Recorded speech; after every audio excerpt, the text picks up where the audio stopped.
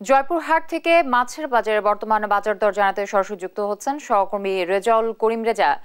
রেজা, বন্যার পরে আসলে মাছের দাম কিছুটা বেড়েছে কিনা বা কি অবস্থা দেখছেন মাছের? হ্যাঁ, ধন্যবাদ আপনাকে। আমি এখন দাঁড়িয়ে আছি জয়পুরহাটের মাছুয়া বাজার এলাকায়।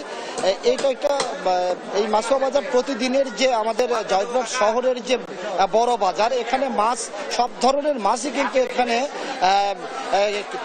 কেনা বেচা হয়। আমি একটু দেখাতে চাই ও জানাতে চাই মাছের দাম গত প্রায় 1 মাস বা 1.5 মাস থেকে লাফিয়ে লাফিয়ে কিন্তু উঠানামা করছে। অর্থাৎ রুই মাছ আজকের যে বাজার সেটা হচ্ছে যে 250 টাকা থেকে 400 টাকা পর্যন্ত।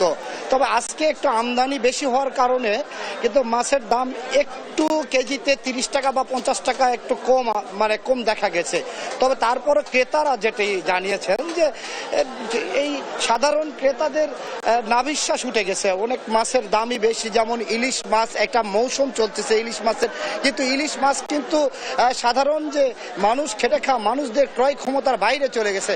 ইলিশ মাছ এখন যে প্রকারভেদে সবচেয়ে ছোট সাইজ মাছগুলো 800 টাকা থেকে বড় সাইজগুলো 2000 টাকা পর্যন্ত বিক্রি হচ্ছে, 1 কেজি বা 1 কেজি 100-200 গ্রাম পর্যন্ত। তো আমি একজন মাছ বিক্রেতার সাথে একটু কথা বলে জানতে চাই যে আপনাদের মাছের দাম ঊর্ধ্বগতির কারণটা কি? এটা ঊর্ধ্বগতির কারণ হচ্ছে একটাই, সেটা হচ্ছে আপনার যেহেতু আমদানির উপর নির্ভর করে কাঁচামাল।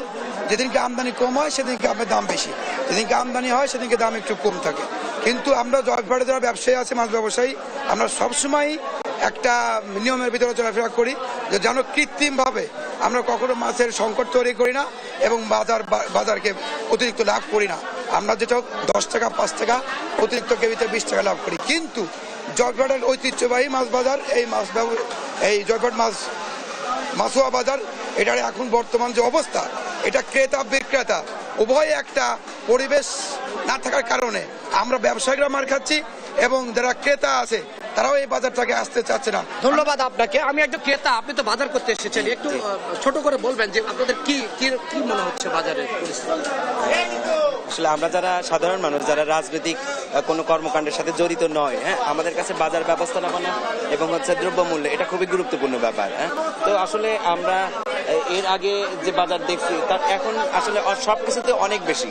আপনি যদি দেখেন, আমি ইলিশ মাছ কিনতে আসছি, আসলে দাম শুনে আমি চলে আসছি আর কি, যেটা আমাদের আসলে ক্রয় ক্ষমতার একেবারেই বাইরে আর কি। আরেকটা বিষয় আমি জানিয়ে রাখি যে আসলে মাছ বিক্রেতারা যারা এখানে খুচরা বিক্রেতারা যেটি জানিয়েছেন যে আসলে গত কিছুদিন থেকে মাছের আমদানি কম, পাশাপাশি কোনোদিন আমদানি বেশি হলে একটু দাম কমছে, 2-4-50 টাকার মধ্যে কম হচ্ছে, আর বাকিটা কিন্তু আমদানি কম থাকলেও দাম বাড়ছে।